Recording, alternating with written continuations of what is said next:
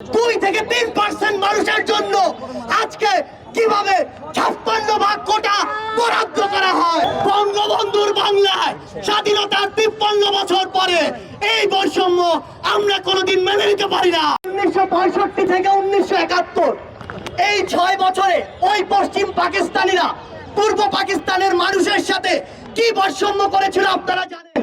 ওই 44 ভাগ মানুষের জন্য 70 থেকে 75 ভাগ বিভিন্ন ক্ষেত্রে কোটা থাকতো। সবচেয়ে বড় কথা, তাদের যতটুকু সুবিধা পাওয়ার কথা ছিল তারা তার চেয়ে দ্বিগুণ পেত।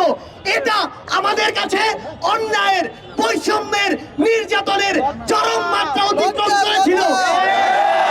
কিন্তু এবার 2024 সালে দাঁড়িয়ে দেখুন, 2 থেকে 3% মানুষের জন্য আজকে কিভাবে 56 ভাগ কোটা বরাদ্দ করা হয়। এই যে অন্যায়, এই যে নির্যাতন, এই যে নির্লজ্জতা, এটা সেই পাকিস্তান আমলকেও ছাড়িয়ে যায়। কোটা কাদের জন্য প্রয়োজন? যারা এই বাংলাদেশে থেকে আজকে কোনো না কোনো কারণে তাদের যে সুবিধাটুকু পাওয়ার সেটুকু পাচ্ছে না। যেমন হতে পারতো কোনো প্রতিবন্ধী কিংবা আবার ওই পাহাড়ের কোন নৃতাত্ত্বিক ভাই বোন। কিন্তু আজকে কি করা হচ্ছে?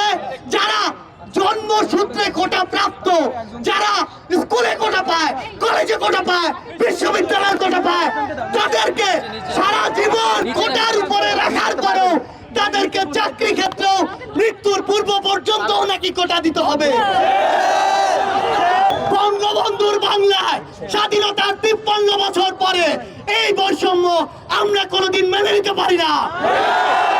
আমরা বলে দিতে চাই, যাদের শরীরে ওই মহান মুক্তিযোদ্ধাদের রক্ত আছে তারা কোনোদিন এত বড় বৈষম্য নিজের মন থেকে, অন্তর থেকে চাইতে পারে না। তাই বলতে চাই, এই বাংলাদেশকে যদি এগিয়ে নিয়ে যেতে চায় তাহলে সবার জন্য সমতা থাকতে হবে, লেভেল প্লেইং ফিল্ড থাকতে হবে। তাহলে